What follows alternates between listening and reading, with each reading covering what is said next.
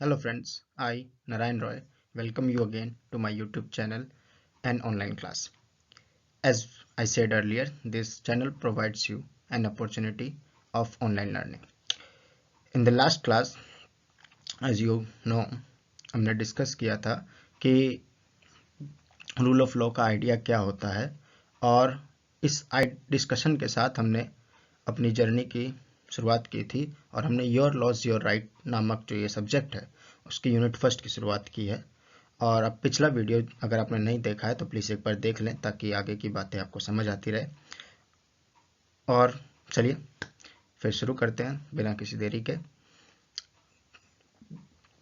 एक बात और मैं जो आप सबसे कहना चाहता हूँ, लास्ट वीडियो पर एक बहुत अच्छा रिस्पांस मिला जितने की उम्मीद नहीं थी। अभी जब मैं रिकॉर्ड कर रहा हूँ ये तो उस पर 100 से ज़्यादा व्यू हैं और मे बी आप लोगों को वो पसंद आया होगा। ठीक है, आप लोगों के लिए वो हेल्पफुल रहा होगा ऐसी मैं आशा करता हूँ। और आपको मेरा अगर काम पसंद आए तो please continue your support. Okay, so without further ado let's start. So ये सेशन शुरू करने से पहले चलिए हम लोग डिस्कस करते हैं कि हमने लास्ट क्लास में क्या क्या पढ़ा था। और लास्ट क्लास में हमने सबसे पहले समझने का प्रयास किया कि रूल ऑफ लॉ का आइडिया क्या है, क्या होता है कानून का शासन, कैसे ये जुडिशल सिस्टम से रिलेटेड है, ये दोनों कैसे ही एक दूसरे से रिलेटेड है, और कैसे ये सिस्टम ह्यूमन सिविलाइजेशन के इवोल्यूशन के साथ साथ हमारे सामने प्रकट हुआ, और कैसे ये नेचर दरअसल जैसे कि एरिस्टोटल कहते हैं कि हम सब एक सोशल एनिमल हैं, तो हमारे ही सोशल इंटरेक्शन का एक आउटपुट है, एक आउटकम है। ठीक है, और इस बात को जब हमने समझने का प्रयास किया था तो आपको याद होगा कि हमने जॉन लॉक की जो सोशल कॉन्ट्रैक्ट की फिलॉसफी है, जो सामाजिक अनुबंध का उनका जो सिद्धांत है, उसकी चर्चा करते हुए हमने इस आइडिया को समझा था। थोड़ा बहुत हमने हॉब्स और रूसो के आइडियाज़ का भी सहारा लिया था, पर मेजरली कंसंट्रेशन हमारा लॉक के आइडिया पर था। और हमने इस पूरी कहानी को with example of for 5 friends ABCDE and other various examples हमने ये समझने का प्रयास किया था कि कैसे हमारी लाइफ जो है वो कॉन्फ्लिक्चुअल होती है। बाय नेचर हमारी लाइफ कॉन्फ्लिक्चुअल है और हमने इससे निकलने के लिए, और इतने बड़े जो हम इतने सारे लोग हैं कलेक्टिवली इस वर्ल्ड में, तो हम सब ने अपने आप को गवर्न करने की एक फिलॉसफी तैयार की, एक माध्यम तैयार किया, एक मीन ढूंढा कि चलिए एक रूल ऑफ लॉ से खुद को गवर्न करते हैं। फिर उसके बाद हमने दूसरी बात जो समझी, हमने समझा कि कैसे जिस चीज़ को हम कानून का शासन कह रहे हैं वो दरअसल कानून का शासन नहीं है, वो हमारी खुद की इच्छा का शासन है। ठीक है, रूल ऑफ लॉ का हमारी इच्छा का खुद का शासन, हमारी इच्छा का शासन से कोई दूर दूर का संबंध नहीं है, ये दोनों एक दूसरे के बिल्कुल करीबी हैं। ठीक है, बिल्कुल करीबी। और हमने इस बात को समझने के लिए फिर से जॉन लॉक के आइडिया को यूज़ किया था, जहाँ उन्होंने कॉन्स्टिट्यूशनलिज्म के संविधानवाद के सिद्धांत को जन्म दिया। ठीक है, आप में से बहुत लोग जानते होंगे कि जॉन लॉक को फादर ऑफ कॉन्स्टिट्यूशनलिज्म और मॉडर्न लिबरलिज्म कहा जाता है। डेमोक्रेटिक जो आज डेमोक्रेसी हम देख रहे हैं वो दरअसल इसी रूल ऑफ लॉ के प्रिंसिपल पर चलती है, जहाँ पे कानून का शासन होता है और अंत में वो जो कानून है वो हमें देखने को मिलता है कि वो कहीं ना कहीं जनता की इच्छा का ही शासन है। और इस बात को समझने के लिए हमने रूसो के आइडिया को भी यूज़ किया था, जहाँ वो कहते हैं कि किस प्रकार से हम लोग एक अनबायस्ड विल, जिसे वो रियल विल कहते हैं, उसके माध्यम से खुद को रूल कर सकते हैं। ये रियल विल जो है ये हमारी स्वार्थ भावना से फ्री है, और अगर कोई बाद में अनुबंध के बाद उसको तोड़ने का प्रयास करता है तो जब हम उसे फोर्स करते हैं, जैसे कि हमारा जुडिशियल सिस्टम हमें कोई नियम कानून मानने को फोर्स करता है, तो दरअसल हम उस व्यक्ति को साथ जबरदस्ती नहीं कर रहे होते हैं। ठीक है, ये अथॉरिटेटिव शासन नहीं है, बल्कि हम उस व्यक्ति को उसकी वही इच्छा मानने पर मजबूर कर रहे हैं या उसको वही इच्छा मानने के लिए बाध्य कर रहे हैं जिसके लिए अगर वो अनकरप्टेड माइंड से सोचे, अनबाइस्ड माइंड से सोचे, सेल्फिश ना रहकर सोचे, तो वो शायद उसी बात पर एग्री करता, और अर्लियर उसने इस पर एग्री किया है। तो इस फिलॉसफी को हमने समझा था, और हमने समझा, इन कंक्लूजन हम कह सकते हैं कि हमने समझा कि कैसे रूल ऑफ लॉ दरअसल rule of the will of people है। ठीक है, जैसा कि यहाँ लिखा है। उसके बाद लास्टली एक बहुत बड़े डिस्कशन में, करीब करीब आधा घंटे का डिस्कशन में, हमने समझने का प्रयास किया कि जो हमारा लॉ ऑफ लैंड है, हमारी कंट्री का जो लॉ बुक है, जो हाईएस्ट लॉ बुक यानी इंडियन कॉन्स्टिट्यूशन है, वो किस प्रकार से अपने वेरियस प्रिंसिपल्स के थ्रू, जैसे कि for example fundamental rights, doctrine of separation of power, division of power, ठीक है, giving power to legislative body to makes rule, and that legislative body should be a representative body. ठीक है, तो ये जो पूरा सिस्टम है हमारे इंडियन कॉन्स्टिट्यूशन ने अपने विभिन्न प्रोविजंस के थ्रू इस्टेब्लिश किया है। ओके, तो ये सब मिलकर हमारे सामने एक तरीके से रूल ऑफ लॉ को वास्तविकता बनाते हैं, उसे एक रियलिटी बनाते हैं। ठीक है, अभी देखिए लास्ट 2 पॉइंट में हमने क्या समझा, आइडिया है एक रूल ऑफ लॉ, एक विचार है, इस विचार को वास्तविक रूप भी तो देना होगा ना, इसको वास्तविकता में तब्दील करना होगा, और ये तब्दील करने का कार्य हमारे देश में हमारा कॉन्स्टिट्यूशन करता है, जो हमने खुद को ही सौंपा था 1950 में। तो ये कॉन्स्टिट्यूशन, ये जो लॉ बुक ऑफ लैंड है, ये अपने वेरियस प्रोविजंस के थ्रू, अपने डिफाइंड प्रोसेस के थ्रू, जो पूरे डिटेल में इसमें प्रोसेसर्स डिफाइंड है, उनके थ्रू हमारे लिए इस जो कल्पना है रूल ऑफ लॉ की, को वास्तविकता बनाता है। तो यहाँ तक की बात होपफुली आपको समझ आई होगी। अगर किसी बच्चे को ये बातें समझ नहीं आई हैं तो मैं उससे रिक्वेस्ट करूँगा कि वो जाकर पिछली क्लास देख ले और तब जाके इसको कंटिन्यू करे। और आज की क्लास में हम लोग शुरू करना चाहेंगे इससे आगे का सेशन। आज की क्लास में हम समझेंगे कि रूल ऑफ लॉ के क्या बेसिक प्रिंसिपल्स हैं, इस पूरे आइडिया के ऐसे क्या क्या बेसिक कंपोनेंट्स हैं जिनको अगर आप देखें तो आपको समझ आएगा कि हाँ रूल ऑफ लॉ है, और अगर उनमें से कोई प्रिंसिपल मिसिंग है तो आपको लगेगा कि नहीं, हमारा रूल ऑफ लॉ थोड़ा करप्टेड टाइप का है, इसमें कुछ ना कुछ प्रॉब्लम है। तो एक्चुअल रूल ऑफ लॉ में क्या क्या प्रिंसिपल्स होने चाहिए, इन सब की आज हम डिस्कशन करेंगे, और एक एक प्रिंसिपल को जितना संभव होगा डिटेल में मैं आपको, जैसा कि मैंने लास्ट क्लास में वेरियस एग्जांपल्स के थ्रू समझाया था, वैसे ही आपको एग्जांपल्स के थ्रू समझाने का प्रयास करूंगा। तो चलिए नेक्स्ट स्लाइड पर मूव करते हैं हम लोग। सो रूल ऑफ लॉ, जैसा कि आपको आपकी स्क्रीन पर दिख रहा होगा, ठीक है, एंड्रू एल्टमैन ये एक विचारक हैं, इन्होंने एक बुक लिखी, बुक का नाम है, जो इटैलिक में लिखा हुआ है, arguing about law and introduction to the legal philosophy. इन्होंने इस बुक में रूल ऑफ लॉ के सिद्धांत को एक नया रूप दिया, और उन्होंने उस सिद्धांत को, पूरे आइडिया को कुछ बेसिक प्रिंसिपल्स में बांटा, और उन्होंने कहा कि ये 5 प्रिंसिपल, ये 5-4 जो प्रिंसिपल आपके सामने दिख रहे हैं, गवर्नमेंट अंडर लॉ, यानी जो गवर्नमेंट है, जो सरकार है, वो कानून के अधीन होनी चाहिए, अंतर्गत होनी चाहिए। गवर्नमेंट बाय रूल्स, यानी कि जो कानून है, जो सरकार है, जो सरकार है वो कानून के माध्यम से चलनी चाहिए, बाय रूल्स, यानी जो नियम है, जो कानून है, उनके थ्रू हमारा गवर्नमेंट को फंक्शन करना चाहिए। फिर उसके बाद कुछ फॉर्मल अदर फीचर्स हैं जिनके हम लेटर ऑन डिस्कस करेंगे। फॉर एग्जांपल कि कोई भी कानून जो है वो रेट्रोस्पेक्टिव लागू नहीं होना चाहिए, उसे प्रोस्पेक्टिव लागू होना चाहिए हमेशा। तो इस प्रकार के प्रिंसिपल्स हैं कुछ। फिर ड्यू प्रोसेस, लॉ को, गवर्नमेंट को लागू करते समय हमेशा एक निर्धारित प्रक्रिया का पालन करना चाहिए, और वो निर्धारित प्रक्रिया केवल लिखित प्रक्रिया के अनुसार नहीं, दिखने में भी, जब हम उसे देखें, हम उसे फील करें, तो हमें फील भी होना चाहिए कि हाँ ये सही प्रक्रिया है।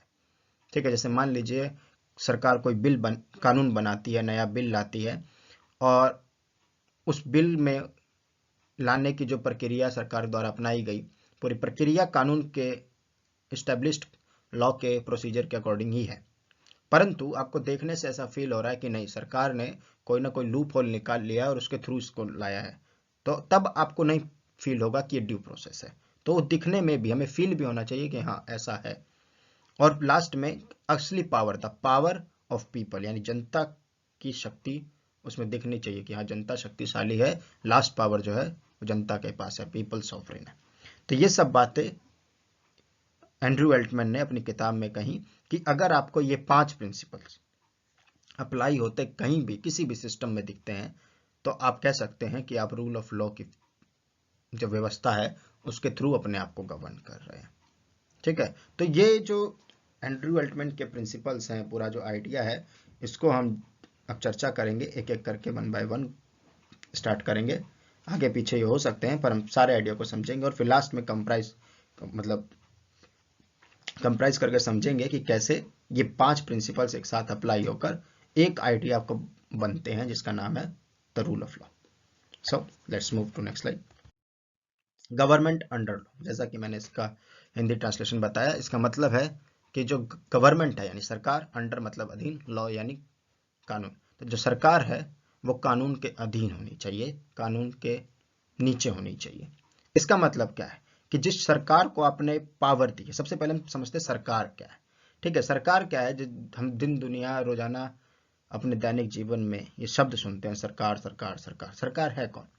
तो सरकार के वर्ड के अंदर बहुत सारी चीजें शामिल है। हर वो हिस्सा शामिल है सिस्टम का जो आप पर एक तरीके से पावर एक्सरसाइज करता है। तो स्टेट के जो अपार्टस हैं उसके हर एक स्टेट अपार्टस, पूरा का पूरा स्टेट अपार्टस सरकार के अंतर्गत आता है। ब्रॉडली हम सरकार को 3 हिस्सों में डिवाइड कर देते हैं कि एक लॉ मेकिंग वाला है, एक एग्जीक्यूटिव है, एक जुडिशरी है, पर तीनों सरकार मिलकर बनते हैं।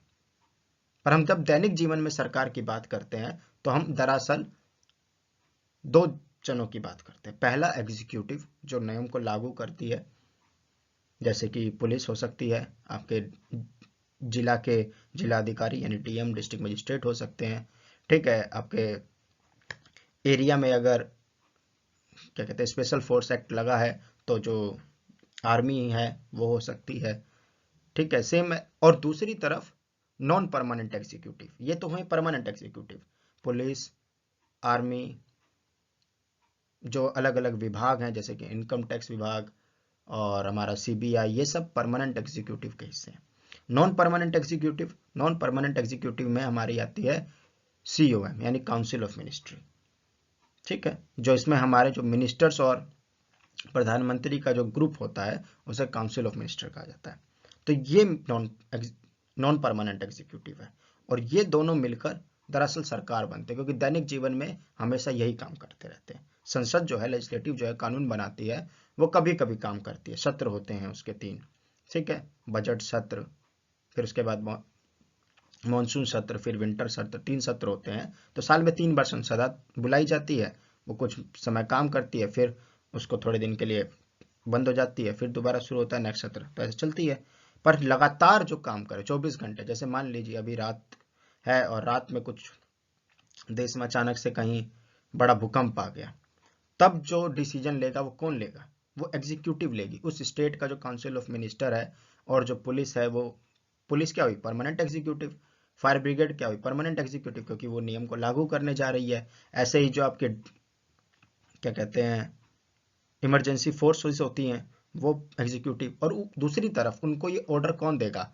ये ऑर्डर देंगे आपके सीएम स्टेट के या राष्ट्र देश के हमारे पीएम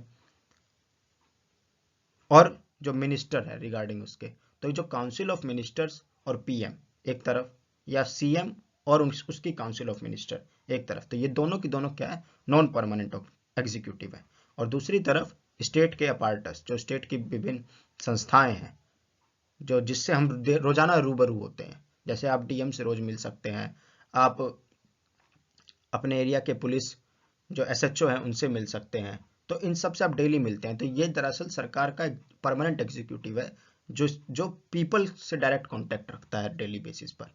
और ये दोनों मिलकर सरकार आम भाषा में सरकार इसे कहा जाता है। तो ये जब काम करे, और भले ही सरकार का वृद्ध आइडिया जो है, जिसमें लेजिस्लेचर, एग्जीक्यूटिव और जुडिशरी तीनों शामिल है, चाहे वो काम करे, दोनों में से कोई भी काम करे, दोनों ही मीनिंग में गवर्नमेंट को कानून के अधीन रहना होगा।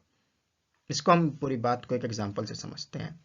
ठीक है, जैसे कि सरकार को मान लीजिए कोई कानून बनाना है। फॉर एग्जांपल, सरकार ने देखा कि देश में रोजगार की बहुत बुरी स्थिति है, तो सरकार ने कुछ ऐसे सेक्टर जिनको अभी प्राइवेटाइज कर दिया गया था उसको वापस गवर्नमेंट सेक्टर में लाने का प्रयास करती है और उसको गवर्नमेंट के लिए रेस्ट्रिक्ट करती है कि चलिए अब इस क्षेत्र में हमारा कंट्रोल होगा तो हम लोग जॉब्स क्रिएट कर पाएंगे, ज़्यादा इन्वेस्टमेंट कर पाएंगे। मान लीजिए सरकार एक ऐसा बिल लेकर आई, तो इस बिल को बनाने का तरीका जो लॉ में लिखा गया है वही होना चाहिए। ये नहीं कि अपनी मर्जी से आप साइन कर देंगे और वो लागू हो जाएगा। आपको रूल ऑफ लॉ की फिलॉसफी के अनुसार अगर चलना है और अगर आप उस सिस्टम के अंतर्गत आपको गवर्नेंस की पावर मिली है, तो आपको रूल ऑफ जो बनाना है, नया रूल जो बनाना है या पुराने रूल में परिवर्तन करना है, वो स्टेब्लिश्ड प्रक्रिया है उसी के थ्रू करना पड़ेगा। अब उसको लागू करने की बारी आई, तो बिल्डिंग बनानी है, ठीक है, या फिर उसमें लोगों को नौकरियां देनी है, तो ये जो काम करने हैं ये भी सरकारी प्रक्रिया जो अब नए रूल में लिख दी गई हैं या पुराने रूल में लिखी हैं उनके तहत आप करेंगे। और अब मान लीजिए कोई व्यक्ति कोर्ट में जाकर कहता है कि ये लॉ मेरे इस फंडामेंटल राइट या इस कॉन्स्टिट्यूशनल प्रोविजन के अगेंस्ट है, तो जुडिशरी भी अंडर द लॉ रहते हुए अपने रूल के अनुसार, जो स्टेब्लिश्ड रूल हैं, जो कॉन्स्टिट्यूशन जो गाइडेंस का काम करता है जुडिशरी के लिए, उसकी सीमा में रहते हुए उसकी जांच करेगी कि क्या सही में नया बना कानून कॉन्स्टिट्यूशन के अगेंस्ट है या नहीं। अगर होगा तो उसे नल एंड वॉइड घोषित कर देगी। तो इस पावर का एक्सरसाइज भी उसने अंडर द लॉ रहते हुए किया है। और डेली बेसिस पर जैसे आप पुलिस से मिलते हैं, तो पुलिस ने आपको मान लीजिए गिरफ्तार किया है, तो पुलिस को भी एज पर द लॉ आपको प्रोसीजर पूरा करना पड़ेगा। आपको 24 घंटे के अंदर मजिस्ट्रेट के सामने पेश करना पड़ेगा। आपके नियर बाय जो रिलेटिव्स हैं उनको बताना होगा कि आपको अरेस्ट किया गया है, आपको एक वकील करने का अधिकार दिया जाएगा। तो ये पूरा स्टेब्लिश प्रोसीजर है उसी के थ्रू। ये नहीं कि आपको शक हुआ और आपको देख के गोली मार दी, ऐसा नहीं कर सकती, क्योंकि वो जो पुलिस है वो परमानेंट एग्जीक्यूटिव का हिस्सा है और वो गवर्नमेंट का हिस्सा है, और वो गवर्नमेंट जो है वो रूल के अंदर है, रूल के ऊपर नहीं। तो ये चीज देखना है। ऐसे ही जो डीएम है, डीएम की ड्यूटीज डिफाइंड है, एक प्रोसेस उसका करने का डिफाइन है, तो डीएम उस प्रोसीजर के थ्रू बनेगा। जैसे कि फॉर एग्जांपल अभी आपका जो ईडब्ल्यूएस का कोटा है, जो सर्टिफिकेट बनता है, जो आपको ईडब्ल्यूएस का कोटा दिया गया 10%, उसका जो सर्टिफिकेट बनता है वो डीएम ऑफिस में बनता है। अब डीएम अपनी मर्जी से क्राइटेरिया नहीं स्थापित कर देगा, उस क्राइटेरिया को पहले से स्थापित किया गया है, पूरा प्रोसीजर स्थापित किया गया है कि आपको एक ये क्या नाम है, इनकम सर्टिफिकेट चाहिए, फिर आपको ऐसे एफिडेविट देना है, फिर आपको एप्लीकेशन देनी है, फिर आपका वेरिफिकेशन घर पर आएगा, फिर आप जाकर डीएम ऑफिस से कलेक्ट कर सकते हैं अगर कोई आप पे फॉल्ट नहीं मिला। अगर वेरिफिकेशन आपकी क्लियर नहीं हुई तो आपका एप्लीकेशन रिजेक्ट हो जाएगा। ये पूरा प्रोसीजर है। अब इस प्रोसीजर को आप जब फॉलो करेंगे तभी आपको मिलेगा। तो सिटीजन भी फॉलो कर रहा है और डीएम को भी उसी प्रोसीजर को फॉलो करना है। अगर डीएम ऑफिस में कोई बच्चा या कोई व्यक्ति उस नए सर्टिफिकेट बनवाने के लिए आया है, वो इस बात का प्रमाण पत्र बनवाने के लिए आया है कि मैं इस कैटेगरी में आता हूं, तो उसके लिए डीएम अपनी मर्जी से कोई क्राइटेरिया नहीं स्टेब्लिश कर सकता है। वो जो स्टेब्लिश प्रक्रिया है उसी के थ्रू पालन करवाकर उसी की बात के अनुसार काम करके आपको सर्टिफिकेट देगा।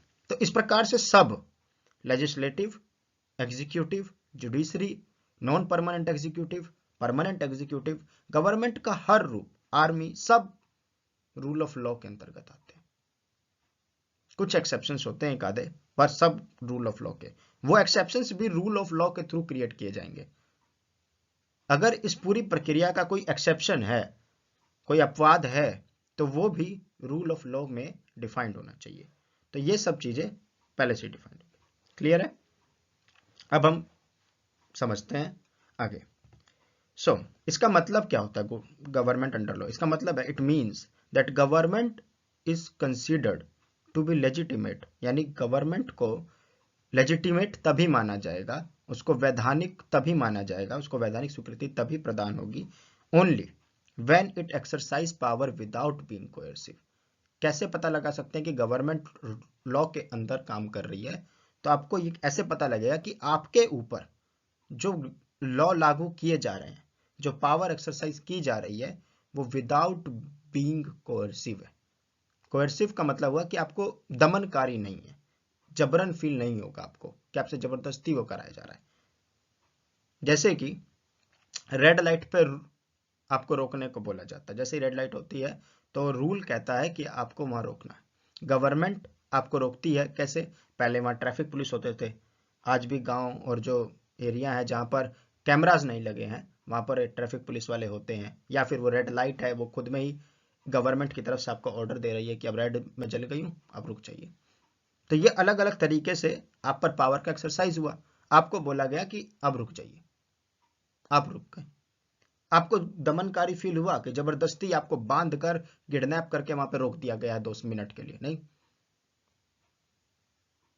इसे कहते हैं कि पावर का एक्सरसाइज भी हो जाए और आपको कोएर्सिव फील भी ना हो। पर फॉर एग्जाम्पल, आप में से कोई बच्चा बहुत अच्छा प्रवक्ता, बहुत अच्छा, बहुत बड़ी फैन फॉलोइंग है उसकी, और वो सरकार के किसी इशू पर एक पब्लिक स्पीच देना चाहता है, और सरकार को लगा कि भाई ये अगर देगा तो कुछ स्थिति गड़बड़ हो सकती है। सरकार ने ये कहकर कि आपके इस भाषण देने से जो भीड़ आएगी उसे कंट्रोल करना मुश्किल है, इसीलिए आपको हाउस अरेस्ट कर दिया। अब ये चीज कोएर्सिव है, आपको जबरन वहां रखा गया, आपने कुछ गलती की है नहीं, आपको बोलने का अधिकार है, बिल्कुल है। और सरकार की जिम्मेदारी है कि वो ऑर्डर बनाए। जब सरकार के रिप्रेजेंटेटिव्स, जो सरकार के नेता हैं, वो जब खुद रैली करते हैं तब भी तो ऑर्डर पुलिस मेंटेन करती है। तो जब आप में से कोई अगर पब्लिक स्पीच करना चाहता है तब भी ऑर्डर पुलिस मेंटेन करेगी। ये आपकी जिम्मेदारी थोड़ी है कि आप ऑर्डर मेंटेन कीजिए। आप तो अपील कर सकते हैं ना अपनी ऑडियंस से। अब उसमें कोई एक उपद्रव तत्व आ जाए जो उपद्रव मचाए तो आप क्या कर सकते हैं उसमें? तो इस प्रकार से पावर एक्सरसाइज दोनों केस में, जब आप रेड लाइट पर खड़े हैं तब भी पावर का एक्सरसाइज हो रहा है, और जब आपको हाउस अरेस्ट कर दिया तब भी पावर का एक्सरसाइज हो रहा है। सेम ऐसे ही आज संडे है, संडे आज लॉकडाउन है, वीकेंड कर्फ्यू है, ये कोएर्सिव पावर नहीं है। आज भी मुझे घर से निकलने से रोका जाएगा, मना किया गया, दुकानें बंद की गई हैं। क्यों? ताकि मुझे इस कोरोना वायरस के संक्रमण में आने से बचाया जा सके। इसीलिए मुझे बोला गया कि वीकेंड में कोई ऑफिस नहीं खुला है, कोई दुकानें नहीं खुल रही, तो आप अपने घर में ही रहिए, हम 2 दिन कर्फ्यू अप्लाई करते हैं। तो ये मुझे कोएर्सिव फील नहीं होगा, ये मुझे फील हो रहा है कि हाँ मेरी प्रोटेक्शन के लिए सरकार ने किया है। ऐसे ही रेड लाइट सरकार ने लगाई है, वहां आपको रुकने को बोला है ताकि आप किसी और वाहन से क्लैश ना कर जाए, तो ये कोएर्सिव नहीं है। पर अगर यही मुझे जबरन हाउस अरेस्ट कर दिया जाए तो कोएर्सिव फील होगा। तो ये पावर का एक्सरसाइज दोनों केस में है। केस 1 में जहां पर अभी कोविड रेस्ट्रिक्शंस के कारण लॉकडाउन है, या रेड लाइट पर आपको रोका गया है एकदम से, आप तेजी में फिर भी आपको रोक दिया गया है, और दूसरी तरफ हाउस अरेस्ट में भी। पर एक तरफ पावर का नेचर जबरन है, दमनकारी है, कोएर्सिव है, दूसरी तरफ नहीं है। तो इस तरीके से सरकार को ऐसे काम करना होगा कि वो जब पावर का एक्सरसाइज करे, वो जब अपनी अथॉरिटी का यूज करे, वो कोई भी एक्शन करे, तब जनता को ऐसा फील नहीं होना चाहिए कि वो एक्सरसाइज, वो पावर का यूज कोएर्सिव है। फॉर एग्जाम्पल, सरकार मेट्रो बनाती है या कोई कंस्ट्रक्शन कर रही है किसी ब्रिज का, तो रोड्स को रोक दिया जाता है, ठीक है। अब रोड रोकने के बाद आप लोगों को ट्रैफिक का सामना करना पड़ता है, आपको डिले होता है, तो क्या सरकार जानबूझकर आपको कोएर्सिवली रोक रही? नहीं, सरकार आपके ही भले के लिए एक ब्रिज बना रही है। अब ब्रिज बनने में टाइम लगेगा, तो तब तक आप सब्र कीजिए, जिस दिन ब्रिज बन जाएगा आपको और फायदा होगा। जिस एरिया में मेट्रो का काम चलता है वहां पर धीरे धीरे बहुत सारी समस्याएं कुछ समय तक रहती हैं, पर जैसे ही मेट्रो बन जाती है आप लोगों को सुविधा हो जाती है। तो जब तक वो काम चल रहा था आपको कोएर्सिवली नहीं रोका गया था, आपको एक अल्टरनेटिव रूट, भले ही थोड़ा डिले वाला हो, थोड़ा ट्रैफिक वाला हो, प्रोवाइड किया गया, सुविधा दी गई। कोएर्सिव में क्या होता है कि आपके सारे ऑप्शन छीनकर आपको रोक दिया जाएगा, जैसे कि हाउस अरेस्ट, बैरिकेड बना देना रोड पर कि अब आप इससे आगे नहीं जाओगे। क्यों नहीं जाओगे? बस नहीं जाओगे, इसलिए मैं कह रहा हूँ, इसलिए नहीं जाओगे, आपको ऑर्डर परमिशन नहीं है इसलिए नहीं जाओगे, हम नहीं दे रहे परमिशन आपको आगे जाने की। तो ये कोएर्सिव फील होगा, समझे? तो ये अंतर है कि गवर्नमेंट रूल के अंतर्गत है या नहीं जांचने का। उसके बाद जैसा कि आर्बिट्रेरी गवर्नमेंट, यानी जो मनमानी करने वाली सरकारें होती हैं, वो उनको जैसा मन करता है वैसे करती हैं। जैसे कि नॉर्थ कोरिया में वहाँ का जो शासक है उसका जैसे मन करता करता है, उसका जब मन करता है कर्फ्यू लगा देता है, उसका जब मन करता है किसी स्टाइल को, हेयर स्टाइल को, फैशन ड्रेस को बंद कर देता है, उसको इलीगल घोषित कर देता है कि आप नहीं ऐसा करेंगे। तो ये मन माना है, इसमें कोई रैशनैलिटी नहीं है। रैशनल रेस्ट्रिक्शंस होने चाहिए हमारी फ्रीडम पर, हर राइट पर रेस्ट्रिक्शंस। अगर राइट है तो आपको रेस्ट्रिक्शंस है, पर वो रेस्ट्रिक्शंस क्या होने चाहिए? रीजनेबल होने चाहिए, रैशनल होने चाहिए। ये नहीं कि आपका जो मन करे आप लगा दें। तो रूल ऑफ लॉ में जब गवर्नमेंट पावर का एक्सरसाइज करती है तो आप पर जो रेस्ट्रिक्शंस लगाती है वो रीजनेबल होते हैं, कोएर्सिव नहीं। सेकंड पॉइंट है, the government under the rule of law signifies the fact that it have to follow the law while making any decision or acting upon any law। इसका अर्थ है कि सरकार कानून के अंतर्गत है या कानून के अधीन है या कानून सर्वोच्च है सरकार से। इस बात का ये आशय है कि जब सरकार कोई कानून बनाए या उस पर कार्य करे या उसे लागू करना चाहे, इन तीनों केसेस में सरकार को लॉ के अनुसार ही चलना होगा। जैसे मैंने अभी शुरुआत में एग्जांपल दिया कि सरकार कोई लॉ बना रही है, जैसे मैंने बोला कि सरकार मान लीजिए कुछ दोबारा से कुछ सेक्टर्स को जिन्हें प्राइवेटाइज्ड कर दिया गया था वापस गवर्नमेंट सेक्टर में लाना चाहती है और प्राइवेट सेक्टर को रेस्ट्रिक्ट करती है, तो लॉ बनाने का तरीका भी या लॉ में चेंज करने का तरीका भी under the rule of law होना चाहिए, और जब उसको लागू किया जाए तब भी रूल में जो प्रोसीजर है उसी से करेंगे। क्लियर? अगर मान लीजिए सरकार किसी स्पेसिफिक क्राइटेरिया पूरा करने वाली कंपनी को इन रेस्ट्रिक्शंस के बाद परमिशन देती है गवर्नमेंट पार्टनरशिप में काम करने की, तो वो क्राइटेरिया वो अपॉर्चुनिटी हर उस क्राइटेरिया पूरी करने वाली कंपनी को मिलना चाहिए। ठीक है? ऐसा नहीं कि आपकी एक कंपनी से अच्छी बनती है तो आप उसे दे रहे हैं और दूसरी कंपनी को नहीं देंगे। तो आपको लागू करते हुए, नियम को बनाते हुए, नियम को लागू करते हुए, और यहां तक कि जुडिशरी को भी जब उस नियम की जांच करनी है और उस नियम के अनुसार न्याय करना है तब भी लॉ के अनुसार काम करना होगा। जैसे कि आप सबने कई बार फिल्मों में देखा होगा कि सबूतों की जब सबूत नहीं होते हैं सरकार के पास, ठीक है, जब सबूतों का अभाव होता है तो अक्सर एक फैसला सुनाया जाता है जज द्वारा फिल्मों में, ऑर्डर, सबूतों के अभाव में फलाना व्यक्ति को बाइज्जत बरी किया जाता है। शायद पूरी दलील से, पूरी प्रक्रिया से जज को भी यही लगा होगा कि इसी व्यक्ति ने क्राइम किया है, पर उसे सजा नहीं दे सकता। क्यों नहीं दे सकता? क्योंकि रूल में यह कहा गया है कि जब तक आप ये प्रूफ ना कर पाए ठोस सबूतों से या गवाहों से, तब तक आप किसी व्यक्ति को अपराधी घोषित नहीं कर सकते।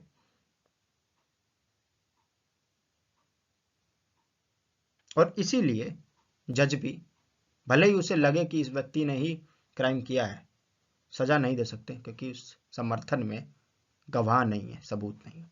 तो इसका मतलब क्या हुआ कि गवर्नमेंट भी अंडर द लॉ है, जुडिशरी लॉ के अनुसार काम कर रही है। होप कि आपको यहां तक क्लियर होगा।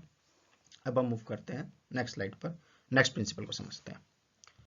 नेक्स्ट प्रिंसिपल है गवर्नमेंट बाय रूल्स, यानी कि जो सरकार है वो जो हर कार्य करेगी वो रूल के अनुसार करेगी। रूल के अधीन रहकर मतलब हुआ कि जो वहां डिफाइंड है वही काम करना है, आप उससे ज्यादा और नहीं कर सकते, उससे बाहर सीमा में नहीं जा सकते। आपका जो ज्यूरिडिक्शंस डिफाइंड है उसी में रहिए, उससे बाहर नहीं। गवर्नमेंट बाय रूल्स मतलब कि जो सरकार कार्य करेगी, चाहे पनिशमेंट डिसाइड करे, चाहे क्राइम के नेचर को डिसाइड करे, चाहे उसमें बदलाव करना चाहे, हर काम को करने के लिए सरकार को एक प्रक्रिया को फॉलो करना पड़ेगा। और इसका यह हुआ अर्थ गवर्नमेंट बाय रूल का। क्लियर है? आगे समझते हैं। सारी स्लाइड्स एक बार ओपन कर लेते हैं। हाँ, तो गवर्नमेंट बाय रूल्स जैसा यहाँ लिखा है मैंने, ensuring order and peace in society, कानून का शासन, गवर्नमेंट बाय रूल, कानून के द्वारा शासन।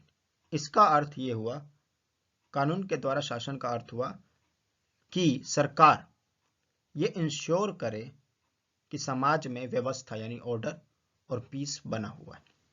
ऑर्डर और पीस, इस वर्ड को समझिए, ये दोनों एक दूसरे से बहुत क्लोजली रिलेटेड है, बहुत क्लोज, जिगरी दोस्त हैं एक दूसरे के। ऑर्डर का मतलब हुआ कि आम दिनचर्या में, देश की जो आम दिनचर्या है, आम जो दैनिक प्रक्रिया है, उसमें जो प्रोसीजर है, जो उसमें काम करने का तरीका है, जो प्रोसेस चल रहा है, जैसे कामकाज हो रहे हैं, वो चीज वैसे मेंटेन रहे, वो है ऑर्डर।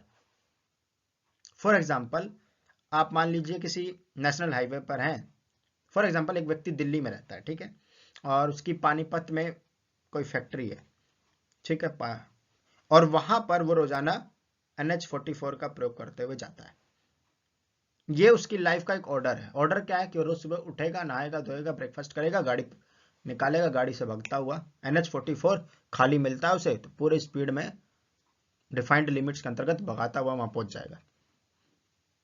ये उसकी लाइफ का एक ऑर्डर है और उसको अब कोई इसमें फील नहीं होता है। आप अचानक से पानीपत जाएं गाड़ी से, आपको शायद थकावट फील हो, उसे नहीं फील होगी क्योंकि उसके लिए आम है।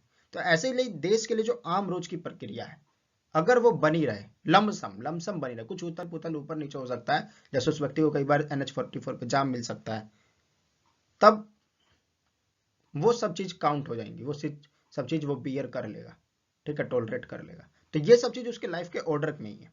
ऐसे ही आप में से कुछ बच्चे कॉलेज जाते होंगे, अब तो नहीं, अभी देश में स्थिति कॉलेज बंद है, पर जब कॉलेज जाते होंगे या जाएंगे भविष्य में, तो आप अक्सर एक ही रूट का फॉलो करेंगे। आपको एक अंदाजा होगा कि इतना टाइम लगता है, इतने समय इतने गाड़ी मिलती है, इतने समय इतनी स्पीड से चलती है, यहाँ जाम मिलता है, मैं इतने समय में कॉलेज पहुंच जाऊंगा। ये आपकी लाइफ का एक ऑर्डर है। अब इस ऑर्डर को एक दिन ब्रेक हुआ। आपको कैसे पता लगेगा ऑर्डर ब्रेक हो गया?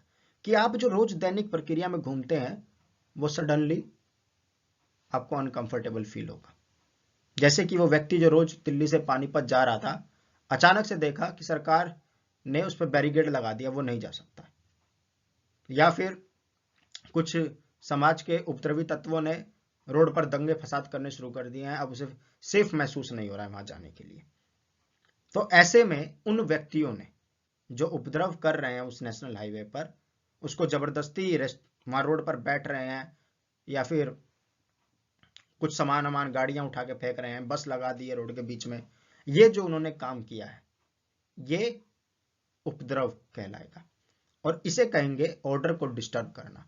अब उस व्यक्ति के लिए ऑर्डर डिस्टर्ब हो गया क्योंकि उसके लिए NH44 पर जो जर्नी थी वो बहुत स्मूथ थी, वो मजे से गाने सुनते हुए चलाते हुए जाता था। अब अचानक से उसको डर फील हो गया कि ये तो मार ना दे, कोई गाड़ी पे मेरे पत्थर ना फेंक दे, कोई वो बोतल में तेल भर के आग लगा के ना फेंक दे, मैं जल ना जाऊं।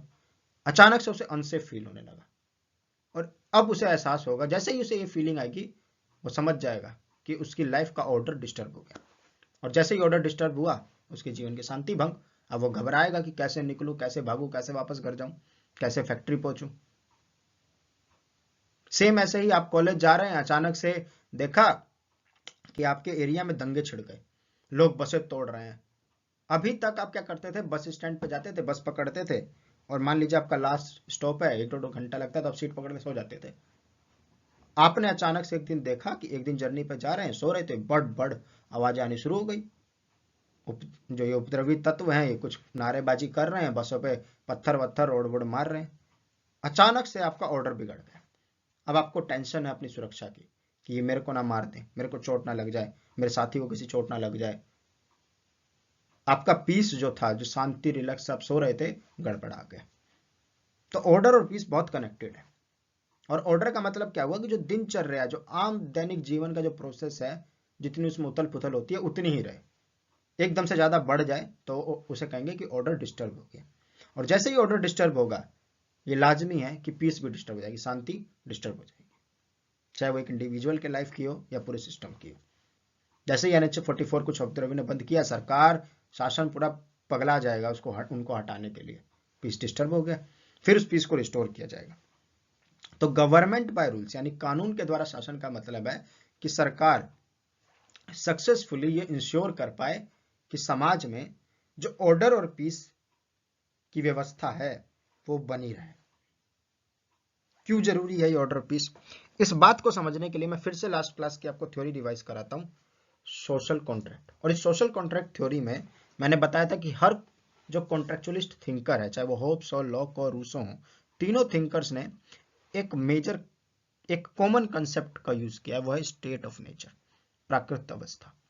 प्राकृतिक अवस्था वो अवस्था है जहां पर कोई लॉ नहीं है, कोई शासन करने वाला नहीं है, और इस कारण से हर व्यक्ति फ्री है, हर ह्यूमन बीइंग फ्री है। और इस फ्री के चक्कर में जिसका जो मन आए वो करता है, और अचानक से ये फ्री व्यवस्था हॉरर की अवस्था में बदल जाती है, डरावनी में, जहां पर एक कांस्टेंट वॉर छिड़ जाता है डर का वातावरण होता है, हर कोई एक दूसरे से लड़ रहा है, और ये होता है ऑर्डर का डिस्टर्ब होना, और ये होती है एक ऑर्डरलेस सोसाइटी। ठीक है, जैसे कि मान लीजिए अभी अफगानिस्तान में तख्ता पलट हुआ, आप सब उसके गवाह हैं, आप सबने देखा होगा वीडियोस में कैसे ऑर्डर डिस्टर्ब हुआ। तो अचानक से लोगों में क्या हुआ, एक डर और का वातावरण क्रिएट हो गया, सब देश छोड़कर भागने लगे, एक युद्ध सा हो गया उनकी जिंदगी में शुरू। तो इसे कहते हैं ऑर्डर का डिस्टर्ब होना, इसे कहते हैं एक ऑर्डरलेस सोसाइटी। और जब रूल बाय लॉ होगा, गवर्नमेंट बाय रूल्स काम करेगी। अफगानिस्तान में लोग क्यों छोड़कर भागे, क्योंकि एकदम से सत्ता जो है, सरकार जो पावर का कंट्रोल था, किसके हाथ में आ गया, तालिबान ग्रुप के। और तालिबान ग्रुप अब रूल के अकॉर्डिंग काम नहीं कर रहा है, लॉ के अकॉर्डिंग काम नहीं कर रहा है, वो जो शासन कर रहा है बाय रूल्स नहीं कर रहा है, वो बाय अपनी मर्जी कर रहा है। वहां पर आपको पता है जो ये पुतले होते हैं उनको भी उन्होंने बैन कर दिया, कहते हैं हमारी संस्कृति के खिलाफ है। वुमेन्स को गेम में पार्टिसिपेट करने से मना कर दिया है, हमारे कल्चर के खिलाफ है। तो यानी अनरीजनेबल रेस्ट्रिक्शंस लगा रहे हैं, और इसीलिए अब वहां के लोगों को डर महसूस होने लगा कि उनकी जो बची कुची फ्रीडम थी वो भी गायब हो रही है, और वो एकदम से डर और युद्ध की स्थिति में फंस गए। पूरा भयावह डरावना सिस्टम हो गया, व्यवस्था हो गई वहां की, लोग देश छोड़कर भागने लगे। तो यही है स्टेट ऑफ नेचर की व्यवस्था, ऐसी ही रिजेंबल है, ऐसे ही सेम टू सेम लगभग रही होगी वो, जब भी रही होगी हमारे एवोल्यूशन पीरियड के इतिहास में। और इन सब से फ्री होने के लिए हमने एक व्यवस्था अपनाई थी कि हम खुद को कानून के थ्रू शासन करेंगे। अगर हम एक व्यक्ति के विल पर शासन करें तो वो व्यक्ति पागल हो जाएगा अचानक से, तब हम क्या करेंगे, वो उल्टे सुल्टे डिसीजन लेने लग जाए। अगर हम कुछ ग्रुप के शासन पर करेंगे, ग्रुप के लोगों को पावर दे देंगे, तो वो ग्रुप के लोग आपस में एक साथ मिलकर भ्रष्ट हो जाएंगे, फिर हमारा देश का बेड़ा गर्क करना शुरू कर देंगे, हमारे जीवन का। इसीलिए हमने एक नई व्यवस्था निकाली, क्यों ना हम सब खुद शासन करें, उसे हमने डेमोक्रेसी दिया। लेटर ऑन जब हम लोग डायरेक्ट शासन नहीं कर पाए तो हमने इसको रिप्रेजेंटेटिव डेमोक्रेसी में बदला कि अब हम अपने रिप्रेजेंटेटिव चुनेंगे। और अब ये रिप्रेजेंटेटिव पागल ना हो जाए, इसीलिए हमने पहले से कुछ लॉ डिफाइन किए, और इस डिफाइंड पीरियड में सबको बांध दिया। और जब ये रिप्रेजेंटेटिव सरकार बनती है, ये सरकार का हिस्सा बनते हैं, इन्हें हम पावर पास कर देते हैं, तब ये रूल के माध्यम से हम पर शासन करते हैं। और ये आप पता कर सकते हैं इस बात से कि आपके सोसाइटी में पीस और ऑर्डर इंश्योर है या नहीं है। अब हम समझते हैं इसी पूरी कहानी से जुड़े मुख्य बातें। पहली बात है, कैसे इंश्योर होगा ये पीस एंड ऑर्डर। ये तब इंश्योर होगा जब लॉ सब पर एक बराबर लागू होगा। अगर मान लीजिए कोई लॉ है, जैसे कि शिक्षा का अधिकार है, और अचानक से ये कहा जाए कि इस कम्युनिटी को शिक्षा नहीं मिलेगी, या फिर महिलाओं को शिक्षा नहीं मिलेगी, या इस तबके की महिलाओं को हम शिक्षा नहीं देंगे, या हम ट्रांसजेंडर्स को स्कूल में नहीं आने देंगे, तो अचानक से लॉ अब सबके लिए अप्लाई नहीं होगा, कुछ लोगों को उससे बाहर फेंक दिया गया। हमारे देश में क्रिमिनल्स को भी पढ़ने का आज़ादी है, उन्हें जेल में अगर वो पढ़ना चाहें तो उन्हें सुविधा प्रोवाइड करी जाती है। तो अगर आप एक अच्छे खासे सिटीजन को एजुकेशन के राइट से रोक देंगे, स्कूल जाने से रोक देंगे, तो समस्या बढ़ जाएगी, और उसे समझ आ जाएगा कि लॉ सब पर बराबर लागू नहीं हो रहा है। तो अब उसे समझ आएगा कि हाँ, अब ये समस्या जो है ऑर्डरली नहीं है, ये जो सिस्टम है, सॉरी समस्या नहीं, ये जो सिस्टम है वो ऑर्डरली नहीं है, अब पीस नहीं है, अब अनडिस्टर्ब्ड जो व्यवस्था पहले बनी हुई थी वो नहीं है। तो इसीलिए जो लॉ है वो सब पर एक जैसे लागू होने चाहिए। लॉ सब पर एक जैसे लागू हो, इस बात का क्या अर्थ है? इस बात के अर्थ को हम दो तरीके समझ सकते हैं। पहला कि मान लीजिए कोई व्यक्ति, एग्जांपल्स हैं जैसे कि anybody violating rule is morally subject to punishment whosoever he or she में बी। अगर कोई व्यक्ति कानून तोड़ता है तो वो चाहे कोई भी हो, उसे सजा मिलनी चाहिए। ये एक एग्जांपल है इस बात का कि हाँ, लॉ सब पर लागू होगा। सेम ऐसे ही no punishment no evidence, no evidence no punishment, sorry, अगर आपके पास सबूत नहीं है तो आपको पनिशमेंट नहीं दी जाएगी, ये भी सब पर लागू होता है। आपकी मर्जी से आप उसे सजा नहीं दे सकते अगर उसके खिलाफ फिर भी एविडेंस नहीं है। तो ये कुछ एग्जाम्पल्स हैं इस बात को देखने के कि law should apply to all. जैसे मैंने आपको अभी शुरू में एग्जाम्पल दिया कि जज को आपने फिल्म में अनाउंस करते देखा होगा कि गवाहों और सबूतों के अभाव में इस व्यक्ति को बाइज्जत बरी किया जाता है। और ऐसा सबके साथ होगा। आप मैं अगर कोई क्राइम कर दे और हमारे खिलाफ सबूत ना हो या हमें किसी जुर्म में फंसा दिया जाए कि हमने वो जुर्म किया है पर प्रूफ ना कर पाए, तो हमें सजा नहीं दी जा सकती। तो इसका मतलब हुआ कि लॉ सबके लिए है। अब ये क्राइम चाहे कोई भी करे, एक भिखारी करे, एक प्राइवेट नौकरी करे, कोई सरकारी नौकरी वाला करे, एक अमीर करे, गरीब करे, एक ऊंची जाति करे, नीची जाति करे, इस बात से कोई डिपेंड नहीं करता। अगर आपके खिलाफ एविडेंस नहीं है तो आपको पनिशमेंट नहीं मिलेगी। तो ये जो रूल है, ये एक प्रोविजन है, ये हमें दिखाता है कि रूल सब पर एक जैसा लागू होगा। सेम ऐसे ही जो भी कोई अपराध करेगा उसको सजा मिलेगी। जैसे कि अभी अगर आप हेलमेट पहन के नहीं घूम रहे हैं, 1000 रुपये का चालान है, तो जिसको भी पकड़ा जाएगा 1000 रुपये का चालान भरेंगे, रिगार्डलेस आप कौन है। आप अमीर हैं तो भी 1000 भरेंगे, गरीब है तो भी 1000 भरेंगे। ये नहीं कि गरीब है तो आपको 10 रुपये लिया जाएगा और अमीर है तो आपसे 1 लाख चालान लिया जाएगा। आप अमीर हैं तब भी 10 रुपये, 1000 रुपये दीजिए, और आप गरीब हैं तो भी 1000 रुपये दीजिए। सेम ऐसे ही जो आप डाक टिकट वगैरह लेने जाते हैं, 1 रुपये अगर मूल्य है तो आपसे भी 1 रुपये लिया जाएगा, गरीब से भी 1 रुपये लिया जाएगा, अमीर से भी 1 रुपया। तो हर किसी के लिए वो सेम अप्लाई होगा। तो ये होता है rule should apply to all, same procedure. ठीक है। उसके बाद दूसरा चीज आप देखेंगे, civil order and peace should be maintained by rule by specifying particular sanction for violation of law. जब दूसरी तरीका क्या है इसको इंश्योर करने का, दूसरा तरीका इस बात को जांचने का है कि सिविल ऑर्डर और जो पीस है वो जब मेंटेन किया जाएगा तो वो रूल के माध्यम से होना चाहिए, और जो वहां सैंक्शन लगेंगे, जो रेस्ट्रिक्शंस लगेंगे, वो पहले से डिफाइंड होने चाहिए। जैसे कि मान लीजिए ये कहा गया कि अगर आप कहीं दंगा कराते हैं और आप के खिलाफ ये प्रूफ हो जाता है कि आपका उस दंगे में रोल था, तो आपको लाइफ इम्प्रिजमेंट की सजा दी जाएगी, इम्प्रिजनमेंट की सजा दी जाएगी। अब ये चीज रूल में लिख दी गई।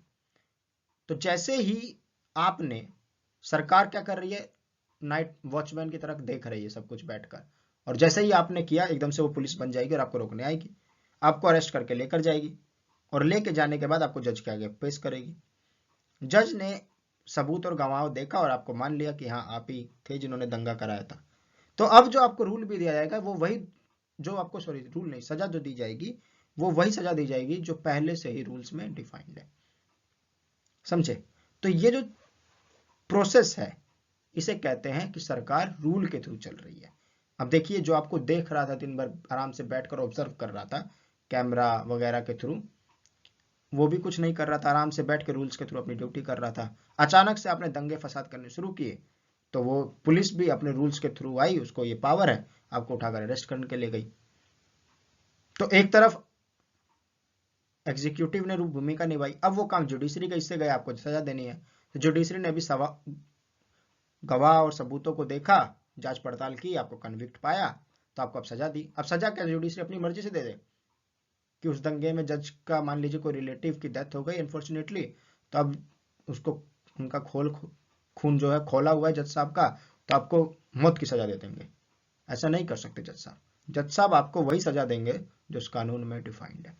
तो इस ये अर्थ भी आप जब समझेंगे तब आप समझेंगे कि हाँ गवर्नमेंट बाय रूल है। सरकार का शासन के जो तीनों हिस्से हैं वो रूल ऑफ लॉ के अंतर्गत है। मैंने इसको और डिफाइन करके नीचे लिखा है कि जैसे पनिशमेंट है as decided by the law, जैसा डिसाइड किया गया है वही होना चाहिए। No action can be regarded by government as crime unless a specific law prohibits it. किसी भी काम को क्राइम नहीं घोषित कर सकती सरकार जब तक कोई लॉ उसे क्राइम नहीं मानता है। ठीक है। या फिर किसी ऐसे एक्शन को क्राइम कंसीडर नहीं कर सकती जिसे कि कहीं भी कॉन्स्टिट्यूशन में ये नहीं कहा गया है कि भैया ये चीज करना गलत है। जैसे रेड लाइट जंप करना क्राइम है, ये माना गया है, इसलिए आपको सजा होती है। एम्बुलेंस के लिए रेड लाइट जंप करना क्राइम नहीं है, इसलिए उसको सजा नहीं होती है। अब अचानक से सरकार का मन किया कि फॉर एग्जाम्पल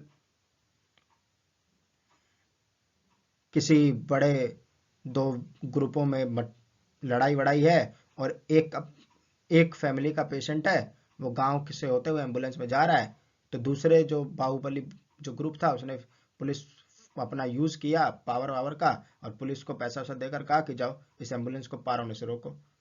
अब एम्बुलेंस ने रेड लाइट जंप करी और उसको पकड़ लिया पुलिस वालों ने कि तुमने कैसे जंप करी, ऐसे करी। ऐसा नहीं हो सकता है। क्यों नहीं हो सकता? पुलिस वाले अब एम्बुलेंस को रेड लाइट जंप करने पर चालान नहीं काट सकते। क्यों? क्योंकि उसको क्राइम नहीं माना गया है। तो किसी ऐसे एक्शन को जो पहले से क्राइम घोषित नहीं है, आप अचानक से क्राइम घोषित नहीं मान सकते। जैसे कि कर्फ्यू जब लागू होता है या धारा 144 जब लागू होती है, तो उसके लागू होने के बाद 4 व्यक्तियों का एक साथ होना रेस्ट्रिक्ट किया जाता है, उसे मना किया जाता है, प्रोहिबिट किया जाता है। पर अचानक से बिना उस धारा 144 को लागू किए, आपके क्षेत्र में धारा 144 लागू नहीं है और आप 4 लोग एक साथ हैं और आपको सरकार पुलिस उठाकर ले गई, ऐसा पुलिस नहीं कर सकती। पुलिस अचानक से 4 लोगों का इकट्ठा होना, एक साथ खड़ा होना, 5-10 लोगों का एक साथ होना क्राइम घोषित नहीं कर सकती अनटिल अनलेस कानून के द्वारा उसे प्रोहिबिट किया जाए। और ऐसे ही जो पनिशमेंट है must be limited to that which is provide. और पनिशमेंट आपको, अगर मान लीजिए आप किसी कानून को तोड़ते भी हैं, जैसे मैं गया और मैं बिना हेलमेट पहने जल्दबाजी में निकल गया, तो मेरा चालान वही होगा जो उसमें लिखा गया है। पहले 100 रुपए था तो 100 होता था, अब 1000 है तो 1000 होता है। ऐसे ही मेट्रो में आपने देखा होगा कि मान लीजिए मैं कोई गुटखा उटका खाता और थूक दिया, पकड़ा गया, 200 रुपए चालान 200 रुपए होगा। तो जो पहले से है वही होगा। एक और एग्जांपल देता हूं मैं। मान लीजिए अभी जैसे कि सबको मास्क लगाने को कहा गया है, जो लोग मास्क नहीं लगाते हैं उनका चालान कट जाता है। पर अचानक से आप मास्क लगा के अच्छे खासे घूम रहे हैं और आकर एक व्यक्ति कहता है कि लाइए आपका चालान कट गया, फोटो खींच लिया हमने, चालान भरिए। आप कहेंगे मैंने तो मास्क लगाया हुआ है। कह नहीं, 2 नहीं लगाए हुए ना, 2 मास्क लगाने। वो व्यक्ति अचानक से ये नियम नहीं बना सकता है और आपको इस चीज के लिए गिल्टी कंसीडर नहीं कर सकता है, आपको इसके लिए फाइन नहीं भरवा सकता है। तो ना ही वो अचानक से उस चीज को ऐसे एक एक्शन को क्राइम घोषित कर सकता है जो पहले से डिफाइन नहीं है, ना ही आपको उसके लिए गिल्टी कंसीडर कर सकता है, और ना ही आपको गिल्टी मान सकता है, और ना ही आपको क्या कहते हैं फाइन देने पे मजबूर कर सकता है। तीनों में से कोई काम नहीं कर सकता। क्यों नहीं कर सकता? क्योंकि गवर्नमेंट है वो बाय रूल है, और रूल ने क्या कहा है कि आप सबको मास्क लगाना है। ये नहीं कहा कि 2 मास्क लगाने हैं, कहा है मास्क लगाना। इसीलिए आपका चालान नहीं हो सकता, आपको फोर्स नहीं किया जा सकता। तो ये जो एक व्यवस्था है इसे कहते हैं गवर्नमेंट बाय रूल्स। क्लियर है? यानी सरकार का जो मुख्य दायित्व है वो सरकार जब पालन करे तो नियम के द्वारा करे, अपनी मर्जी से ना करे। आपका जब चालान कटे तो नियम के द्वारा कटे। वहां लिखा आएगा कि इस डिपार्टमेंट ने इस क्राइम के लिए आपका ये चालान काटा, इतने का अपने फाइन भरा, साइन कीजिए। ये नहीं लिखा आएगा कि इस फलाने आदमी का मन किया इसलिए इसने आपसे चालान ले लिया। गवर्नमेंट बाय रूल, जो कुछ होगा रूल के द्वारा। सरकार को रूल के द्वारा कंट्रोल किया जाएगा, सिटीजन्स के व्यवहार को रूल के द्वारा कंट्रोल किया जाएगा, सबको रूल के द्वारा।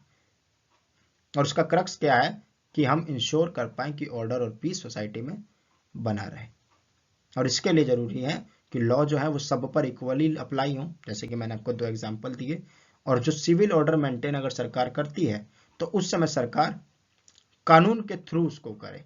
कानून के थ्रू करने का मतलब है कि केवल उन्हीं चीजों को पनिशमेंट क्राइम कंसीडर किया जाएगा जो चीज पहले से डिफाइंड थे, जो एक्शन पहले से इस कैटेगरी में डिफाइंड थे, वही पनिशमेंट दी जाएगी जो पहले से डिफाइंड है। और किसी भी एक्शन को क्राइम नहीं मान लिया जाएगा जिसको ऐसा नहीं कहा गया है, पहले से क्राइम कंसीडर नहीं किया गया। क्लियर? अब आगे बढ़ते हैं हम लोग। ड्यू प्रोसेस, अगला प्रिंसिपल है government by rule of law का, कि ड्यू प्रोसेस। अगला principle due process. Due process का मतलब है उचित प्रक्रिया। उचित प्रक्रिया मतलब अभी जब हमें सारी कहानी एक दूसरे से जुड़ी हुई है। उचित प्रक्रिया मतलब जब आपको फील होना चाहिए कि सरकार ने भले ही कानून की प्रक्रिया का पालन किया है, पर आपको ऐसा फील भी होना चाहिए कि हाँ सही प्रक्रिया का पालन किया गया। ठीक है? जैसे कि ये लिखा है, in contrast to the arbitrary government, जो मनमानी गवर्नमेंट होती है उसके विपरीत, a government which follow rule of law, जो सरकार कानून के शासन का पालन करती है, it follows the establish procedure of law, वो स्थापित प्रक्रिया का पालन करती है, इन परफॉर्मिंग एवरी टास्क, हर कार्य करने में, चाहे वो मेकिंग लॉ हो, चाहे इंप्लीमेंटिंग द लॉ हो, चाहे डूइंग जस्टिस हो। इस चीज को हम एक और एग्जांपल से समझते हैं, ठीक है। जैसे कि हमारे देश के कॉन्स्टिट्यूशन मेकर्स ने कॉन्स्टिट्यूशन बनाते हुए कानून बनाने की एक प्रक्रिया डिफाइन की। उन्होंने मेजोरिटी भी डिफाइन की कि किस प्रकार के कानून बनाने के लिए आपको कितनी मेजोरिटी चाहिए होगी, किस बिल में आपको दोनों सदन की मंजूरी चाहिए, किस बिल में आपको केवल एक सदन से पास कराने पर काम चल जाएगा, किस केस में आपको दोनों सदनों से पास कराने के बाद राज्य की जो विधायिका है वहां से भी आपको मंजूरी चाहिए होगी। ये सब डिफाइंड है। और पर इन सब के साथ एक एक चीज और कंसिडर की गई है। उन्होंने ये मानकर चले, जो हमारे संविधान निर्माता थे, कि हमेशा पीस नहीं रहेगा, हमेशा ऑर्डर नहीं रहेगा। कई बार नेसेसिटी, इतनी जरूरत अचानक से जन्म ले जाएगी कि ये जो प्रोसीजर है, जो डिटेल्ड प्रोसीजर है, जिनको करने में 4-5 दिन, हफ्ता, महीना लगता है, उतना समय हमारे पास नहीं होगा। इसीलिए उन्होंने कुछ एक्सेप्शंस बनाए हर जगह, और बाकी बातें हमारे जो भविष्य की सरकारें थी उनके विल पर छोड़ दी। और उन्होंने ये माना कि जो भविष्य की सरकार है, जिसको हम लोग पावर हस्तांतरित करेंगे, वो सामान्य व्यवस्था में जब पीस और ऑर्डर बना हुआ है तब जो सामान्य प्रक्रिया उसको पालन करेगी, और अनटिल अनलेस कोई एकदम से नेसेसरी सिचुएशन जन्म ना ले ले, कोई इमरजेंसी ना आ जाए, तब तक ये डिफाइंड जो एक्सेप्शंस हैं, जो लूप होल्स हैं, उसका यूज नहीं करेगी। ये चीज मोरली छोड़ दी गई कि हमारी जो गवर्नमेंट है वो करप्ट नहीं होगी, और हम लोग ये देखेंगे, हम लोग जो जनता है जिनको असली पावर दी गई है, हम लोग ये देखेंगे। अब अचानक से मान लीजिए कोई सरकार है और उसने बिल बनाया। अब बिल बनाने का जो प्रोसेस है कि आपको इतने दिन पहले नोटिफाई करना होगा, परमिशन लेनी होगी, फिर बोलना होगा, फिर इस दिन एक तय तिथि को आप बिल पढ़ेंगे, फिर उसे कंसिडर किया जाएगा, कमेटी को भेजा जाएगा, first reading, second reading, third reading, फिर उसके बाद सेकंड हाउस में भी सब कुछ यही होगा, फिर वोटिंग दोनों हाउसों से होने के बाद प्रेसिडेंट के पास जाएगा, प्रेसिडेंट के पास ये पावर है, ये वगैरह वगैरह, पूरा प्रोसेस डिफाइंड है, ठीक है। अब इस पूरे प्रोसेस में कुछ लूप होल्स हैं। जैसे कि एक एग्जांपल मैं आपको देता हूं कि मान लीजिए कोई बिल इंट्रोड्यूस करना है, तो अगर कोई मिनिस्टर इंट्रोड्यूस करता है तो उसे 7 दिन पहले परमिशन लेनी पड़ती है प्रिसाइडिंग ऑफिसर से, और 30 दिन पहले अगर वो प्राइवेट मेंबर करता है। पर एक लूप होल है कि अगर वो बिल सीक्रेट है, फाइनेंशियल है, या ऐसा नेचर का है कि वो नेसेसिटी देश की जरूरत के अनुसार है, इमरजेंसी सिचुएशन के अनुसार है, एकदम से जन्म लिया है उसने, जैसे कि एकदम से लॉकडाउन लगाना पड़ा, तो मान लीजिए ऐसा कोई डिसीजन है जो एकदम से करना पड़े, तो इन 3 केसों में अगर जो प्रिसाइडिंग ऑफिसर है, जैसे लोकसभा के केस में स्पीकर है, राज्यसभा के केस में चेयरमैन है, वो कन्विंस्ड होते हैं उस मेंबर के रीजनिंग से कि हाँ ये इन कैटेगरी में आता है, तो वो इन दोनों नियमों से एक्सेम्पशन दे सकते हैं, और वो व्यक्ति उसी दिन अपना बिल छपवा कर लाता है, पढ़ सकता है, दूसरे मेंबर को दे सकता है, और उसी दिन वोटिंग करा सकता है। पर हम देखते हैं कि आमतौर पर, सामान्य तौर पर, हर सरकार, चाहे वो पुरानी रही हो, चाहे आज वाली हो, चाहे भविष्य में होंगी, कभी ना कभी इस प्रोसीजर का यूज आम दिनों में भी करती है, जब ऐसा कोई जरूरत नहीं है, ऐसी कोई इमरजेंसी आन नहीं पड़ती। 10 मिनट, 15 मिनट, 4 मिनट, 5 मिनट, आधे घंटे में नया लॉ बना लेते हैं। पर आपने देखा कि वेटिंग पीरियड 7 दिन है मिनिस्टर तक के लिए, और आधे घंटे में लॉ बन गया, दोनों सदन से पास हो गया, प्रेजेंट भी हो गया, चर्चा भी हो गई, पास भी हो गया, प्रेसिडेंट ने साइन भी कर दिए, आधे घंटे में गजट में नोटिफाई भी हो गया, और वो भी जब देश की सारी व्यवस्था सुचारू रूप से चल रही है। तो सरकार ने गवर्नमेंट बाय रूल किया, सरकार ने रूल जो उसमें लिखा है उसका यूज करते हुए अपनी पावर का सही यूज किया। पर अब आपको फील नहीं होगा कि उन्होंने सही किया। क्यों नहीं होगा? क्योंकि ड्यू प्रोसेस नहीं है। प्रोसेस में क्या डिफाइंड था कि आपको सामान्य तौर पर यह प्रक्रिया, और अगर एक्सेप्शनल कंडीशंस हैं, अनअवॉइडेबल कंडीशंस है, तो आपके लिए यह प्रक्रिया, और आपने सामान्य स्थिति में एक्सेप्शनल जो प्रक्रियाएं थी उसका यूज कर लिया। तो अब जनता को, जो रीजनेबल जनता है, उसको ये फील होगा कि सरकार गलत कर रही है, अपनी पावर का मिसयूज कर रही है। इसीलिए जब सरकार लॉ का पालन करे और लॉ द्वारा कोई कार्य करे भी, लॉ के अधीन रहकर भी कार्य करे, government under the rule, under the law हो और गवर्नमेंट बाय द लॉ हो, पर उसके साथ साथ ये इंश्योर करना जरूरी है कि जो गवर्नमेंट का जो प्रोसेस है उस काम करने का, वो उचित होना चाहिए, वो दिखने में उचित होना चाहिए, जनता को महसूस होने में उचित फील होना चाहिए।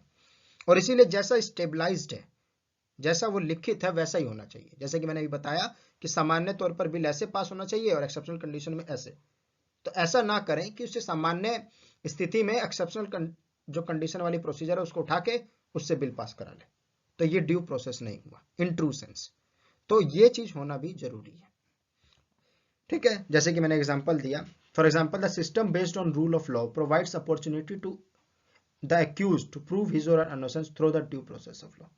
तो मान लीजिए कोई सिस्टम है, जैसे इंडिया रूल ऑफ लॉ के सिस्टम से गवर्न करता है, तो वो हर एक्यूज को एक मौका देगा उसकी इनोसेंस प्रोवाइड करने का by the due process of, जैसा संविधान में डिफाइन है, जैसा उस नियम में डिफाइन है, जैसा आईपीसी में डिफाइन है। ड्यू प्रोसेस ऑफ लॉ का मतलब कि सिर्फ आप कहेंगे इसीलिए आपको इनोसेंट नहीं मान लिया जाएगा। जैसे कि आपको सिर्फ कहने से गिल्टी नहीं मान लिया जा रहा है, ऐसे ही आपको कहने से इनोसेंट नहीं मान लिया जाएगा। आपके लिए एक प्रोसेस है इनोसेंट प्रूफ कराने का। आप इनोसेंट प्रूफ कराने के लिए भीड़ इकट्ठी करके रोड पर जमाव लगाकर, रोड जाम करके, दंगे करके ये नहीं साबित कर सकते कि मैं इनोसेंट हूं। उसका एक प्रोसीजर है, आप उस प्रोसीजर से आइए, कोर्ट में जाइए, अपील कीजिए, डिस्ट्रिक्ट कोर्ट में नहीं हुआ तो हाई कोर्ट में जाइए, हाई कोर्ट में नहीं तो सुप्रीम कोर्ट में जाइए, सुप्रीम कोर्ट में नहीं हुआ तो सुप्रीम कोर्ट से रिव्यू करने की डिमांड कीजिए। एक अच्छा खासा बड़ा प्रोसेस है, और सबूत लाइए अपने इनोसेंस के लिए, तो तब इसे हम लोग ड्यू प्रोसेस कंसिडर कर सकते हैं। तो जब आप एक पूरी प्रक्रिया को, जो स्थापित प्रक्रिया है उसको विधिवत, जैसी जिस सिचुएशन के लिए लिखी गई है, वो जैसे नियम डिसाइड किए वैसे फॉलो करेंगे, तब आप ट्रू सेंस में ड्यू प्रोसेस को फॉलो कर रहे हैं और आप रूल ऑफ लॉ की रिस्पेक्ट कर रहे हैं। ड्यू प्रोसेस कैसे होगा, इस है या नहीं है, ये आप जान सकते हैं फील कर कर, समझ कर, कि क्या जो स्थापित प्रक्रिया उसको ट्रू सेंस में सरकार ने फॉलो किया या नहीं किया। और इस ड्यू प्रोसेस के रिगार्डिंग हम देख सकते हैं निम्न बातें, जैसे कि ड्यू प्रोसेस के लिए it is a legal requirement that the state must respect all of the legal rights that are on to a person. एक ड्यू प्रोसेस के लिए ये जरूरी है, जैसे ये एग्जांपल मान लीजिए मैंने जुडिशल क्षेत्र से लिया है ये चीज समझाने के लिए, कि आपको न्याय फेस करना है, आपको न्याय लेना है, और न्याय लेने के लिए ये जरूरी है कि जब आपको अरेस्ट किया जाए या आपको कोर्ट में पेश किया जाए, हर स्तर पर, और जब आपको जेल भी हो जाए तब भी, उस समय, उस कंडीशन में आपको जो राइट मिले हैं उनको सरकार और सरकार का जो अंग उस समय आपके साथ इंटरेक्ट कर रहा है, पुलिस है, जुडिशरी है, जेल अथॉरिटी है, वो सब उसको रिस्पेक्ट करें। उसके सिवा में देखना होगा कि laws that states enact must confirm to the land of law. दूसरी चीज हमें देखनी होगी, ये दूसरा एक एग्जांपल हम कंसीडर कर सकते हैं कि ड्यू प्रोसेस देखने के लिए हम ये भी जांच सकते हैं कि सरकार जब नए नियम बना रही है, वो जो एग्जिस्टिंग लॉ है, जो सुप्रीम लॉ है, लॉ ऑफ द लैंड, जैसे हमारा इंडियन कॉन्स्टिट्यूशन, अमेरिका में अमेरिकन कॉन्स्टिट्यूशन, उसको इन ट्रू स्पिरिट्स फॉलो करता हो, उसके अकॉर्डेंस में हो। जैसे कि आप सबको घूमने फिरने का राइट है और उस पर कुछ रीजनेबल रेस्ट्रिक्शंस हैं जो कि डिफाइंड है, पर अगर एक नया लॉ आता है और आपको कहा जाता है कि अब आपको घूमने फिरने कहीं निकलने के लिए एक दिन पहले एक परमिशन लेनी होगी, उसके लिए हमने एक पोर्टल बनाया है, और आप जब भी घर से निकलना चाहें वहां से परमिशन लीजिए, परमिशन ग्रांट होती है, तब आप जाएंगे। तो क्या ये जो नया लॉ है, ये एग्जिस्टिंग जो इंडियन कॉन्स्टिट्यूशन का स्पिरिट है, जो हमारा इंडियन कॉन्स्टिट्यूशन, उसके साथ अकॉर्डेंस में मेल खाएगा? नहीं खाएगा, क्योंकि हमने आज तक इस तरीके की कोई शासन को नहीं देखा है, तो एक तरीके का अथॉरिटेटिव रूल हो जाएगा ना। तो भले ही आपने पूरे प्रोसेस फॉलो करके रूल बनाया हो, पर ये रूल ट्रू स्पिरिट में अगर लॉ ऑफ द लैंड के साथ नहीं है तो भी ये ड्यू प्रोसेस नहीं का माना जाएगा। ऐसे ही government is abided by the requirement of law and legality, और ये इसीलिए नहीं माना जाएगा क्योंकि जो हमारी गवर्नमेंट है वो लॉज के रिक्वायरमेंट्स को पूरा करे, इस बात के लिए वो बाध्य है, मजबूर है। रूल ऑफ लॉ ये की कंडीशन है, ये रूल ऑफ लॉ की, कि जो हमारी स्थापित सरकार है वो इस व्यवस्था का सम्मान करे और जो लिखे गए नियम है उनको फॉलो करे। और नहीं तो हमारे पास वही ऑप्शन है जो हमें लॉक ने सुझाया था कि अगर आपके टैसिट कंसेंट पर बेस्ड ये जो गवर्नमेंट आपने स्थापित की है, आपके बेसिक दायित्व, अपने बेसिक दायित्व जो आपने इसको दिए हैं, जैसे कि आपके राइट्स के प्रोटेक्ट करना, आपके हित में कार्य करना, वो नहीं करती है, तो आप उससे अपना कंसेंट वापस ले लीजिए, किसी और को दीजिए। तो यही आपके पास एक अंतिम ऑप्शन है। और इस सेंस में मैं अपनी आज की बात खत्म करता हूं कि इस सेंस में हम देखेंगे कि एक्चुअल पावर जो है जनता के पास है। ये हमारा एक नेक्स्ट प्रिंसिपल है। तो नेक्स्ट क्लास में हम लोग डिस्कस करेंगे द पावर ऑफ पीपल, और इसमें हम ये सारी बातें देखेंगे एक एक करके जो आपकी स्क्रीन पर अब आ रही हैं, इनको हम लोग डिटेल्स में डिस्कस करेंगे। उसके बाद हम इसके सिवा जो अदर फॉर्मल फीचर्स रिलेटेड है 6-7 वो हम डिस्कस करेंगे, और इसके बारे में हम एक डिटेल डिस्कशन करेंगे पूरा हर एक बात को, जैसे अभी हमने समझा वैसे ही समझेंगे इन सब बातों को, और फिर हम अपनी क्लास को ऐसे ही नेक्स्ट लेक्चर में कंटिन्यू करेंगे। सो इस सेशन में इतना ही। Thanks for watching the video. एक बात मैं आप लोगों से शेयर करना चाहता हूँ कि मुझे आपका पिछले वीडियो पर जो आप लोगों का रिस्पॉन्स रहा वो देखकर बहुत खुशी हुई। उसके लिए मैं तहे दिल से आपका शुक्रगुजार हूँ, आपका धन्यवाद करता हूँ। जो आज मेरी वीडियो पहली बार देख रहे हैं, जिन तक आज मेरी वीडियो पहुँची है, तो प्लीज़ अगर आपको मेरा काम पसंद आया हो, मेरा पढ़ाना अच्छा लगा हो, आपके कंसेप्ट क्लियर हुए हों, तो प्लीज़ मेरे वीडियो को लाइक करें, बाकी लोगों के साथ शेयर करें ताकि उनको भी उनके प्रिपरेशन में हेल्प हो। मेरे चैनल को सब्सक्राइब करें, और हाँ, उस बेल आइकन जो है उसको जरूर हिट करें ताकि आपको अपडेट आ सके मेरी नेक्स्ट वीडियो अपलोड होने पर। So thanks everyone, thanks for watching, see you next video. तब तक के लिए बाय बाय, खुदा हाफिज, take care, see you next video, stay tuned.